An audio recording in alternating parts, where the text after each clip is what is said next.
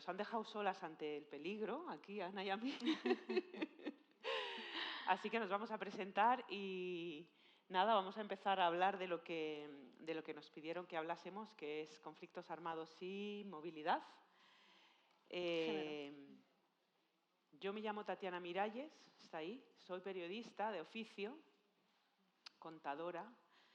Soy fundadora, junto a otras mujeres y hombres, colegas y amigos, de la asociación Lola Mora Producciones, que es un colectivo de periodistas y comunicadores y comunicadoras, y que trabajamos desde 2005, hace ya unos años, sobre periodismo, perspectiva de género, enfoque de género, periodismo feminista, y hemos trabajado en África y América Latina en el marco de conflictos armados. Así que, bueno, trabajamos todo lo que es la agenda mujer, paz y seguridad. Yo soy, sobre todo, periodista de radio. Y aquí estoy representando a mi colectivo Lola Mora Producciones. Colaboramos con YECA desde hace años ya, con un curso online y bueno, pues estamos siempre encantadas de estar aquí. Gracias por venir. Buenos días, yo soy Ana López. Bueno, yo soy politóloga, pero he trabajado durante 10 años en cooperación en países en conflictos armados como Burkina Faso, Mali, Níger. Bueno, y desde hace unos años pues cambié un poco de profesión y me convertí al periodismo, siempre desde un periodismo más social, tratando mucho la perspectiva de género, siempre intentando hacer, pues eso, dar voz a mujeres, especialmente en África, pero también en Líbano. Y nada, yo creo que eso es un poco el resumen. Bueno, nos han pedido género y desplazamiento en contextos de conflicto armado, así que yo le diría a Ana, que ha trabajado, bueno, todas hemos trabajado en esto, pero que nos cuente un poco, que haga una pequeña introducción quizás. Lo vamos a improvisar en el sentido de que no tenemos aquí ni a Alicia ni a Laura haciéndonos preguntas, ¿no? Entonces, yo propondría que no hablemos mucho y que más bien nos preguntéis. Vamos a dar muchos ejemplos y contar quizás más anécdotas, relacionándolo también con la importancia, ¿no?, de este tema. Así que adelante, perfecto. Ana, empieza. Bueno, pues gracias. Creo que lo primero sería ver cuáles son los peligros que una mujer se enfrenta cuando está en una situación de conflicto armado y que le pueden llevar a migrar, ¿no? Conflicto armado puede ser una guerra, pero puede ser también un país donde hayan grupos terroristas. Pongo el caso, por ejemplo, del norte de Nigeria con Boko Haram, donde hay bueno, pues las mujeres se enfrentan desde violaciones hasta kidnappings. Recuerdo el caso, por ejemplo, de las más de 100 niñas que estaban en las escuelas y les hicieron, bueno, las secuestraron y fueron devueltas al cabo de unos cuantos años. Entonces, los peligros son generalmente violencia de género, violencia sexual, secuestros. Bueno, esos serían más o menos los grandes problemas a los que las mujeres se tienen que enfrentar en conflictos armados. Luego también tenemos que tener en cuenta que en una situación de conflicto armado es muy difícil seguir con la vida cotidiana de una mujer, sobre todo si son niñas o adolescentes, pues generalmente no pueden ir al colegio, no tienen acceso a la educación, no tienen acceso a la sanidad. Luego también a nivel emocional hay que tener en cuenta que muchas veces pues eso, su marido a lo mejor se tiene que ir a participar en ese conflicto, ¿no? Como en el caso de Ucrania, donde los hombres no pueden salir porque tienen que estar luchando en la guerra. Esto también afecta a las mujeres a nivel emocional, a nivel psicológico. Y luego, bueno, pues todas las necesidades básicas que muchas veces los conflictos armados pues no es tan fácil tener acceso y son cosas básicas como puede ser pues comida, agua, un hogar y que pone a las situaciones a las mujeres en situaciones de vulnerabilidad extrema. Si quieres añadir algo más sobre los... peligros? No, peligros son muchos y tenemos siempre que tener en cuenta, yo creo, ¿no?, que hay una situación por la que estas mujeres tienen una vulnerabilidad quizás más alta a veces, y es ese continuum de la violencia de género que persiste y existe en tiempos de paz, que se exacerba cuando llega el conflicto armado y que tiene impactos muy fuertes y muy específicos en mujeres y niñas, ¿no? O sea, esto no viene de ningún... Esto no explota así de repente, este tipo de violencias, sino que viene de un continuo, ¿no?, que muchas veces no se cuenta, o que muchas veces no se sabe. Bueno, no se sabe, no se cuenta, se sabe perfectamente. Entonces, esto es muy importante y tengo la impresión de que hace 15 años que repito lo mismo. Hay un continuum de la violencia se exacerba cuando llega el conflicto armado, la crisis, la que sea, ¿no? Y cuando hay desplazamiento, refugio o las personas emprenden, ¿no?, la huida. Entonces, me parece que hay que tenerlo muy en cuenta cuando decimos hay un impacto específico en los conflictos, sobre las mujeres cuando hay un conflicto armado o una crisis. ¿Por qué? Porque hay un continuum de la violencia en tiempos de paz. Y se necesita hacer siempre un diagnóstico. Estoy un poco enfadada, lo siento, pero es un enfado humano, ¿eh? Se necesita hacer un diagnóstico, un análisis de esa violencia, de las discriminaciones, de lo que se sufre o de lo que se vive como discriminación y violencia en cada sociedad en la que vamos a trabajar, yo como periodista, ustedes como lo que trabajen, ¿no?, en ONGs y demás. Es muy obvio lo que digo y por eso me rechina tener que repetir lo mismo desde 2004 que creamos Lola Mora Producciones, ¿no?, pero esa necesidad de seguir diciendo esto. Entonces, todos esos peligros vienen de algo, se producen por algo y es por ese continuum de violencia, de discriminación que vivimos las mujeres en el planeta en general. Y esa invisibilidad a la que se nos somete, esos impedimentos de acceso a los espacios públicos para que nosotras hablemos por nosotras mismas, ¿no? Me incluyo, aunque por supuesto lo hago desde una perspectiva totalmente privilegiada aquí arriba. Sí, como decías, ese conflicto armado exacerba, ¿no?, la vulnerabilidad a la que estamos sometidas de manera cotidiana, ¿no?, con el heteropatriarcado. Entonces, por ejemplo, una mujer que ha tenido que desplazarse porque hay un conflicto armado, generalmente se va a ir con su familia o puede también irse sola si su familia, por ejemplo, pues eso, en el caso de Burkina Faso, pues a veces te matan a tu familia, tienes que irte tú sola a la capital donde no conoces a nadie, sin medios económicos, más todo el trauma ese psicológico que implica, ¿no?, tener que dejar a tu familia, tu hogar, etc. Entonces, hay que actuar con una perspectiva de género porque las mujeres sufren más todos estos traumas.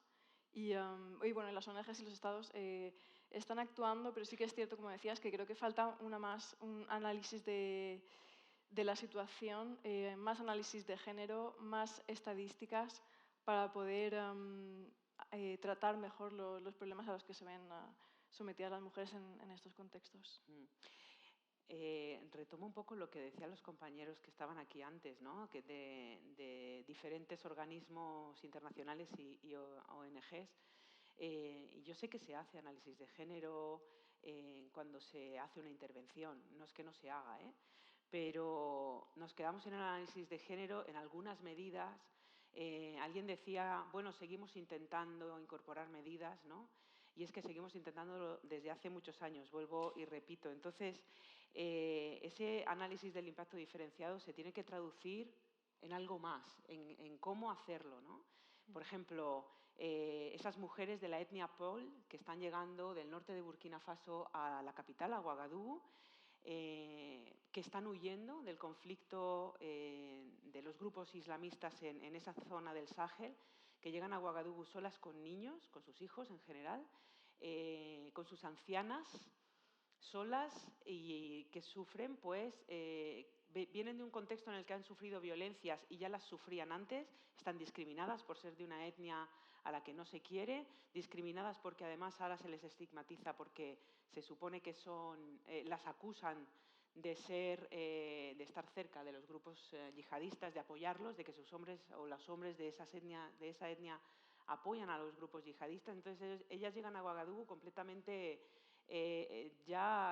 habiendo sufrido violencia sexual, de la que no se habla casi, distintas violencias físicas, y luego se llegan a la ciudad y no tienen dónde estar, con lo cual no tienen acceso a servicios de salud, no hablemos de servicios de educación.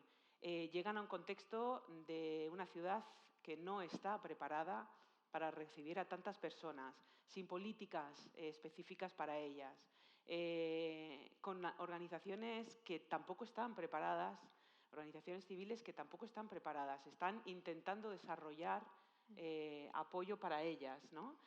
Y no se habla de esto. No se habla de esto. Y ahí después voy a hablar de los medios de comunicación, que son los que tienen que hablar, ¿no? O los que nos pueden contar. Hay que tener en cuenta que sobre todo la violencia sexual sigue siendo un tema tabú, ¿no? Se sigue criminalizando a la mujer, o sea, eso se hace incluso aquí. Entonces estas mujeres muchas veces no pueden expresar las vivencias que han sufrido ni el dolor que están sufriendo, y tampoco hay especialistas en muchos casos. En Burkina, por ejemplo, yo sé que Cruz Roja sí que está formando a psicólogos. Claro, no son licenciados de 5 años como tenemos aquí, sino que son personas en las que se hace un curso de 3 meses, que más que lo llamamos psicólogos, pero en realidad son personas que lo que hacen es reconfortar a las personas que han sufrido este trauma, para que, bueno, pues el hecho de ya poder contárselo a alguien y que te reconforte a nivel psicológico te pueda un poco, pues eso, desestresar, ¿no? Pero faltan medios, sobre todo en zonas remotas y en países tan pobres, no solamente a nivel psicológico, sino incluso médicos, ¿no? Entonces hay una carencia de médicos también, sobre todo en el caso de que haya una violación, no hay ninguna perspectiva de género. Y como decíamos, bueno, pues luego también la parte de la educación, ¿no? Que también es muy importante para los adolescentes y las niñas que en el conflicto armado tienen que dejar sus escuelas, que es una de las primeras cosas que hicieron en el norte de Burkina. Con lo que acabaron lo primero fueron las escuelas, ¿no? Entonces, si las dejas sin educación, sin información, al final lo que estás haciendo a largo plazo son generaciones perdidas, porque ya no van a poder luego, posteriormente, seguir en el colegio. Seguramente se van a casar y ya van a estar fuera del sistema educativo toda su vida, y su vida va a quedarse regada a casarse y tener hijos. Por eso es tan importante que se actúe a nivel del Estado y a nivel de las ONGs en que, aunque sean refugiadas, que tengan acceso a clases con el resto de niños. El problema generalmente es que esto implica pues, unos medios económicos y de infraestructuras que en conflictos armados, que suele ser que de repente en un mes tienes un millón de refugiados, como es el caso de ahora en Sudán, pues para adaptar todas esas infraestructuras, formar a la gente, toda esa inversión, tanto de capital humano como de capital, pues cuesta tiempo, y también es una forma diferente también, ¿no? De pensar para las personas que a lo mejor pues, antes no trabajaban con este tipo de problemas, ¿no? Como en el caso de Ucrania, que decía antes la compañera, que antes estaban más focalizados a lo mejor en desarrollo, y ahora es una ayuda más humanitaria. Yo creo que esto de incluir la perspectiva de género cuando estamos ante una crisis, lo repetimos muchísimo, es muy importante, porque pues, hace que nuestras respuestas sean más inclusivas, sean transformadoras, porque si tú incluyes a todo el mundo, las propuestas y escuchas lo que se propone, las respuestas, perdón, no las propuestas, las respuestas serán más inclusivas, seguramente más efectivas, y fortalecerá seguramente a las personas que están ahí y que sienten que son tenidas en cuenta. En este caso, las personas, hablo de mujeres y niñas, a las que no se las tiene en cuenta en general, a las que se les pregunta poco y se las trata mucho como víctimas. Y creo que ahí seguimos teniendo un reto. Creo que tenemos un discurso de la perspectiva de género, el enfoque de género, Creo que se aplica regular y creo que nos falta muchísimo por hacer. Y yo pregunto, de verdad, me lo pregunto esta mañana, 20 años después, 2004, 2023, casi 20 años, ¿no? 20 años después, no hemos avanzado casi, hemos avanzado, ha habido muchos avances, pero hemos avanzado poco. No estamos poniendo a las mujeres en el centro, y a las niñas menos todavía, como decía el compañero de Plan Internacional. No estamos, es una autocrítica, no estamos escuchándolas o estamos escuchándolas poco y ellas tienen mucho que decir. Y a mí me parece que es muy importante que ellas estén en el centro, les cedamos ese espacio para hablar, espacio seguro y que formen parte del espacio público, porque no forman parte del espacio público. Y de esto tiene una gran responsabilidad los medios de comunicación. Y aquí me voy a lanzar ya con el tema con el que vengo desde anoche dando vueltas, aunque seguramente no este no era el tema, de cómo cubrimos y de cómo contamos conflictos, crisis y demás desde los medios de comunicación. Y hablo de medios de comunicación en general corporativos, ¿no?, que pertenecen a grandes grupos y que son los que ve el 99,9%, ve, lee o escucha el 99,9% de la población. Creo que pese a los grandes avances de los medios de comunicación, que los ha habido, grandes avances, los avances para incluir perspectiva de género, para contar las historias de otra manera, hay muchísimo por hacer. Y lo que no se cuenta no existe, y si no lo contamos, pues nadie lo sabe. Y entonces no existes y entonces no se te tiene en cuenta y entonces no se te escucha la voz. Sí, bueno, para volver un poco hacia lo que decías antes de que no ha cambiado, yo creo que sí que han habido avances, pero también cambiar la forma de pensar, sobre todo cuando hay intereses, ¿no? Porque, o sea, al patriarcado le interesa seguir no generalizo, ¿vale? Pero hay muchos hombres que les interesa seguir con que su mujer esté en casa haciéndole la comida, lo que llamamos, ¿no?, la corresponsabilidad, sobre todo en países, o sea, no podemos mirar con nuestro enfoque occidental donde llevamos siglos luchando. Creo que hay que adaptar nuestra visión, pero también hay que tener en cuenta que los cambios en cualquier aspecto de la vida nunca son fáciles y cambiar mentalidades pues es un trabajo a largo plazo. Pero sí que estoy de acuerdo contigo en que queda mucho trabajo por hacer, tanto aquí como allí. Y en cuanto a los medios de comunicación, la verdad es que más o menos sí que bueno, pues ahora tenemos manuales, ¿no?, para que los propios periodistas sepan cómo se tienen que contar las historias. Con Internet también tienes mucho acceso a la información, pero también sí que es verdad que queda un largo recorrido para cambiar el periodismo y también para llamar la atención pues, sobre los conflictos armados, ¿no?, que parece que cuando a lo mejor estalla el conflicto sí que sale más en los medios, pero luego nos olvidamos de estos, bueno, le llamamos conflictos olvidados, ¿no?, que parece que sí no existen. Parece que la guerra de Yemen no haya finalizado ya, cuando llevan ya 10 años, porque no salen en los medios, ¿no? Y todo ese sufrimiento que están sufriendo las mujeres en Yemen no se cuenta. Yo creo, cuando decía al principio que hay que hacer diagnósticos de género y crear protocolos, estaba pensando en las ONGs y organismos que trabajan en situaciones de conflicto, en situaciones de crisis humanitaria. Yo sé que las hay, sé que cada vez hay más. La cosa es cómo aplicarlos y aplicarlos de manera casi, pues yo creo que mandatoria, ¿no? ¿Cómo se dice? Obligatoria, ¿no? Que esos protocolos y que esos diagnósticos de género se hagan y se apliquen. Que tengamos en cuenta dónde estamos trabajando y qué había antes, y estoy hablando de mujeres y niñas, o sea, esa violencia que había en tiempos de paz, lo que está pasando en tiempos de guerra. Y cuando estamos hablando de desplazados que se mueven dentro de su propio país, de refugiados que están yéndose al país vecino, o de los que viajan más lejos y llegan hasta Europa, en nuestro caso, o en Centroamérica hacia Estados Unidos, tener diagnósticos y saber cómo enfrentar y cómo ayudar o ofrecerles el apoyo necesario a esas mujeres y a esas niñas, que en su gran mayoría son víctimas de violencia sexual, de trata, de esclavitud, de 1000 cosas más, que no tengo la lista, pero ya más o menos las sabéis, pero que si les preguntáis saben perfectamente, la mayoría de ellas, qué quieren y cómo lo quieren. Hay que preguntarles, no son solo víctimas y tenemos el problema de seguir victimizando mucho a las mujeres que están en tránsito, a las mujeres desplazadas o a las refugiadas. Entonces, cuando hablaba de ocupar y darles el espacio que merecen, público y seguro, hablaba de eso, ¿no? De preguntarles. Y yo recuerdo,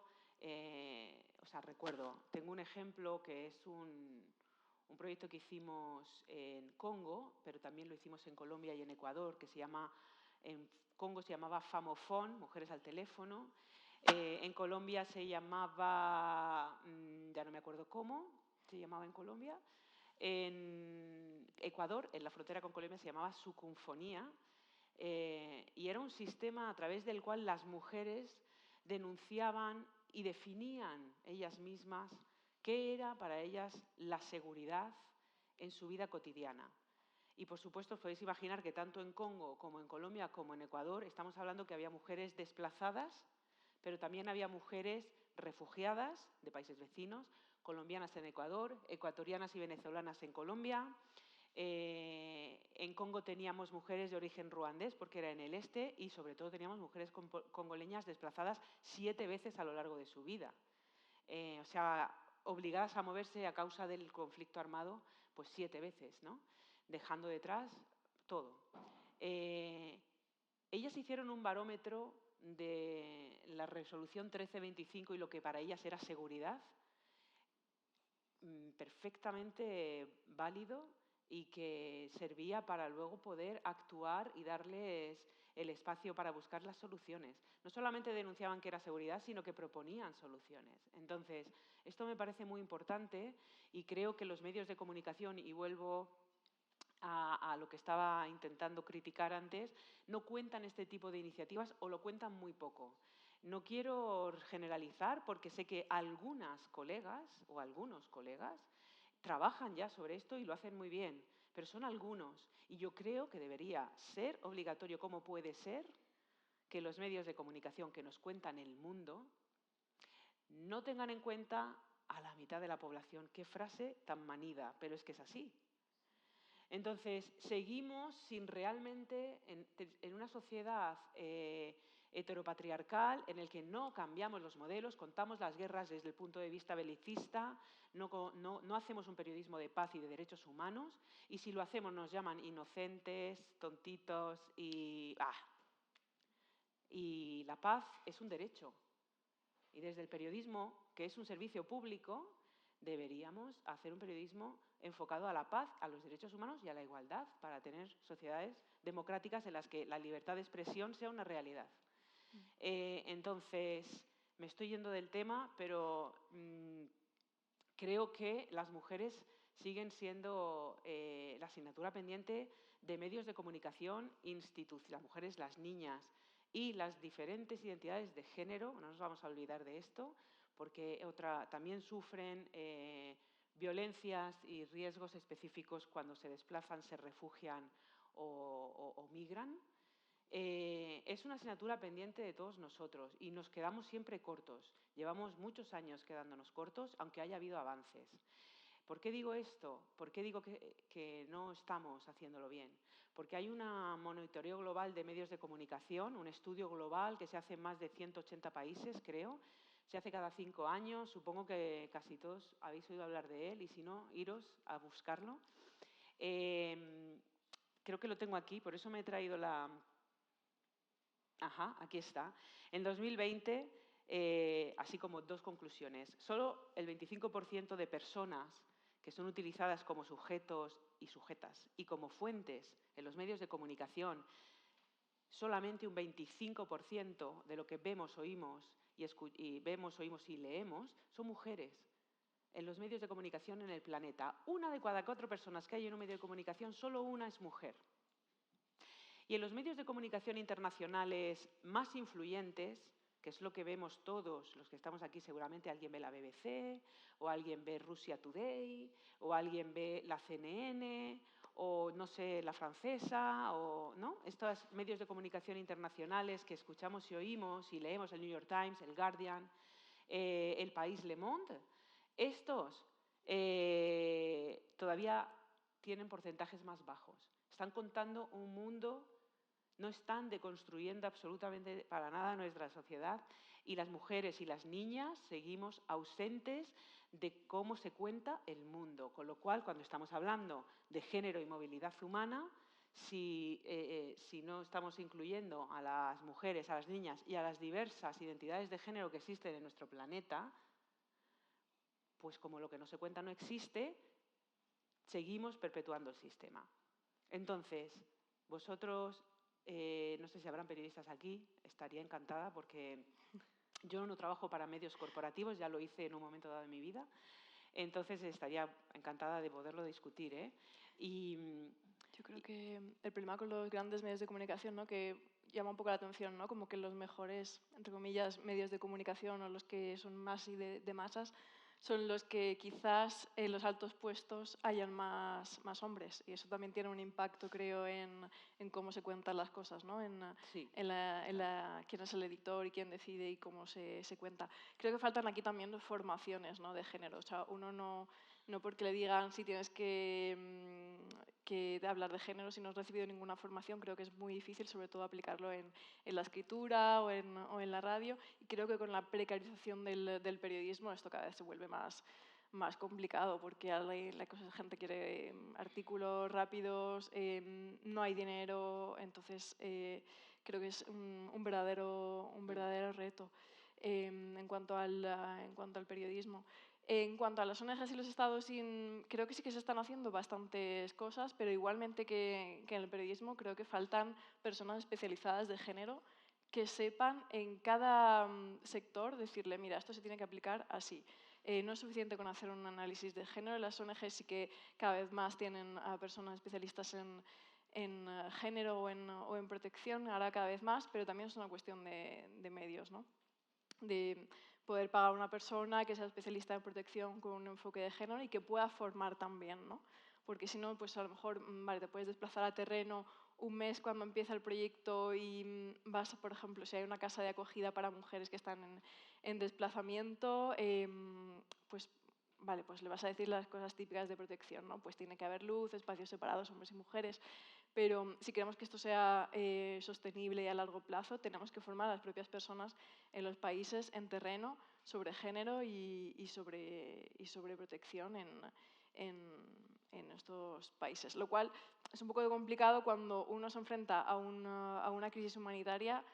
Digamos que estos aspectos se dejan un poco de lado. Uno va a las necesidades básicas, generalmente se va a darles agua, comida, pues, cubrir las necesidades básicas de salud también.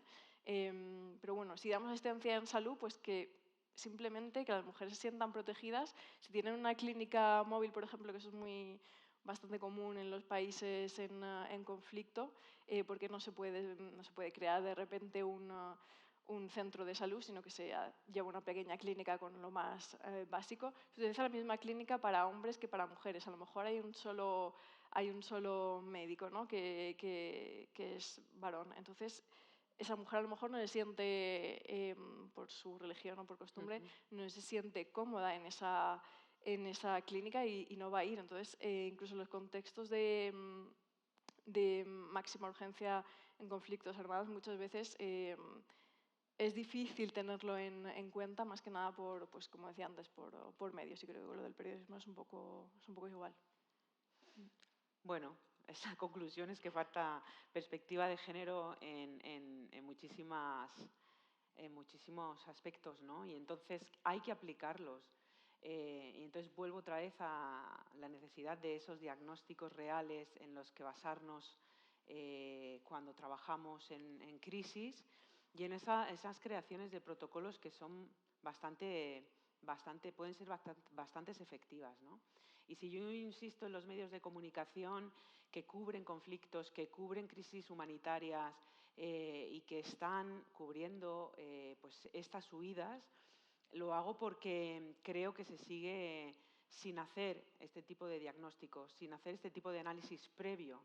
sin trabajar con fuentes sensibles al género, sin reflejar la complejidad del mundo en el que vivimos, ¿no? Entonces nos quedamos en ese sistema heteropatriarcal que es más fácil, ¿no? ABCD, seguimos haciendo un periodismo bélico, no nos vamos a buscar a esas organizaciones de mujeres que trabajan por organizarse, ayudar, la supervivencia, la lucha contra las violencias que pueden recibir cuando se quedan en el país en el que están en guerra o cuando se desplazan dentro del país. Ellas tienen sus propios métodos para sobrevivir, ¿no? Entonces, eso no se cuenta, eso no se tiene en cuenta, ni se cuenta ni se tiene en cuenta muchas veces, y a mí me parece que entonces no estamos transformando o ayudando a que ellas transformen su propia sociedad, ¿no? Hay que preguntarles. Yo sigo pensando que hay que preguntarles. No tenemos que ir a darles nada. Tenemos que preguntarles y ofrecerles el espacio para que se organicen a su manera y les apoyemos en lo que necesiten. Pero creo que todo pasa por la fuente, ¿no? Y la fuente son ellas. Entonces, bueno, tanto si trabaja desde una ONG como desde el periodismo, y siempre teniendo en cuenta lo que ellas hacen y dicen y cómo lo están haciendo, porque ellas saben perfectamente cómo resolver su situación. Es como en Centroamérica las mujeres que llegan efectivamente al puesto del país X y lo que te piden es la píldora del día después, el preservativo, o había un testimonio de una mujer que viajaba con su hija adolescente y que llevaba en la mochila 7 botes de gas pimienta con los que ella se había hecho pues para defenderse, ¿no? Y para defender a su hija. Pues es una anécdota, pero las mujeres que llegan a España, por ejemplo, y que vienen de Malí o que vienen de Nigeria, ¿cuántos años, algunas de ellas, cuántos años han pasado hasta llegar a España? ¿Qué es lo que han pasado? Son unas supervivientes, saben cómo sobrevivir, tienen recomendaciones, ideas. No solo son las víctimas que hay que acoger y cuidar, ¿no? Hay que preguntarles qué quieren y cómo lo quieren. Hay que hacer esos diagnósticos. Imaginaros, es algo que nos da vueltas en Lola Mora desde hace unas semanas, esas mujeres de Sudán que están siendo violadas y que están huyendo hacia Sudán del Sur. Es decir, de guerra en guerra y tiro porque me toca, ¿no? Se van a Sudán del Sur, el país vecino, no se vienen a Europa, se van a Sudán del Sur y las que menos, o sea, las más pobres, o eso he leído en algún informe, se están yendo a Sudán del Sur, que es otro país en guerra completamente destrozado. Entonces ellas vienen de sufrir una discriminación, una violencia en tiempos de, o sea, una discriminación y una violencia de género en tiempos de paz que se ha exacerbado durante su caminar hacia su huida hacia Sudán del Sur, que se ha transformado muchas veces en violencia sexual y otras cosas, y trata y esclavitud, y cuando llegan a Sudán del Sur se van a enfrentar a otro tipo de violencias, porque además llegan solas, muchas veces llegan solas, llegan con niños. ¿Qué violencia se va a sumar a eso, ¿no? Acusaciones de brujería, por ejemplo, de lo que no se habla, ¿no? Y son muy graves en algunos países de África del Norte, de África subsahariana, perdón, las acusaciones de brujería a mujeres que están solas son muy graves y son muy normales, además. Entonces, eso es una violencia muy dura y de la que no se habla casi. Entonces, y las niñas también las acusan de brujería. Eso es una violencia bestial que nadie cuenta, ¿no? Entonces, si queremos hacer un buen diagnóstico, hay que saber de dónde vienen, qué vivían allí y hacia dónde van y qué van a vivir allí. Para contarlo, para poner soluciones y para, junto con ellas, preguntar cómo armar políticas o estrategias para que vivan mejor, ¿no? Si hay que burlar las leyes o hay que hacer así, pues se hará. Pero tienen que ser ellas las que tomen el destino en sus manos. Yo creo que es lo más importante. Y cuando les ofreces el espacio, lo toman, ¿no? Y luego la importancia de tener medios de comunicación al lado que acompañan esos procesos y que cuentan, que lo cuentan, que abren espacios expresión para esas mujeres y esas niñas y que acompañan todo ese proceso para que se conozca, ¿no? Sí, es verdad que muchas veces pensamos que, bueno, porque una persona salga de ese país en conflicto y se vaya a otro país, ya los peligros parece muchas veces que, como lo que decías, ¿no? Si no salen los medios de comunicación no existe, pero sí que es verdad que los peligros no acaban ahí. De la misma forma que las rutas migratorias son muy peligrosas, el nuevo país de destino por el que sale la persona va a encontrar puede encontrar nuevas violencias, principalmente porque suelen estar desprotegidas. Muchas veces simplemente no tienen información. Hay un estudio que dice que, bueno, era un estudio sobre las personas que, sobre todo niños y adolescentes que habían migrado y solamente 20% de ellos sabía lo que era la explotación. Entonces, si de repente nos encontramos fuera de nuestra casa, podemos ir solos y nuestros padres en un nuevo país donde quizás no hablamos ni siquiera la lengua, me ha sacado del colegio, podemos caer tanto en las mafias como hablábamos antes, como simplemente en el hecho de no conocer nuestros derechos, ni lo que es la explotación, etcétera, puede hacer que bueno, nos hace víctimas potenciales, sobre todo como mujeres, porque nos pueden explotar tanto a nivel laboral como a nivel sexual y caer todo en esta parte de tráfico el tráfico humano, sobre todo cuando una persona sale de una zona de conflicto, generalmente están en campamentos que muchas veces son pues, las tiendas de campaña que te puede dar ACNUR o alguna ONG o con lo que encuentres. Puede ser, entonces, te encuentras en un campamento con, imagínate, 200.000 personas, tu casa a lo mejor no tiene ni puerta, entonces todas esas medidas de protección que se necesitan, muchas veces es muy difícil conseguirlas porque pues, es una población muy grande, sobre todo en los conflictos armados que suponen un éxodo muchas veces masivo, es muy difícil de gestionarlo, ¿no? No sé muy bien si alguien tiene algo que decir. Yo creo que voy a ir terminando. No sé ni qué hora es, perdón. No tengo ni control ni de la luz ni del... Que no se ve nada. 25 minutos. Ah, son y 25. La 1:25. Vale, perdón. Quedan 5 minutos. Yo creo que para mí es muy importante insistir de nuevo en el hecho de los diagnósticos, de los protocolos y luego de tener desde... Hoy se han dicho aquí cosas que a lo mejor, ¿no? Como decía, creo que ha sido la compañera de ACNUR, ¿no? Del comité de ACNUR, que decía, hay más desplazados internos que refugiados. Y cuando hablamos de refugiados hay más en los países vecinos que en Europa, ¿no? Además, estos son los países que acogen, ¿no? Y uno era Colombia, por ejemplo. Colombia, que es un país en sí mismo en guerra, es un país que acoge. Es uno de los países que más, de los 6 países creo que era, ¿no? Que más acoge en el mundo. Sí. Y los demás países, Turquía, pues no tiene guerra, pero está rodeado de países en guerra y entonces es un país, efectivamente, de renta media-baja que acoge muchísimos refugiados de la zona, ¿no? De la región, perdón.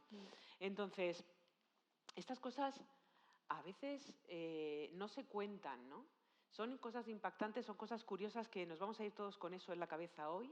Y entonces hay algo que estamos haciendo mal como organizaciones humanitarias, con nuestras estrategias de comunicación externa, con los medios. Algo no está contándose o algo no estamos haciendo bien.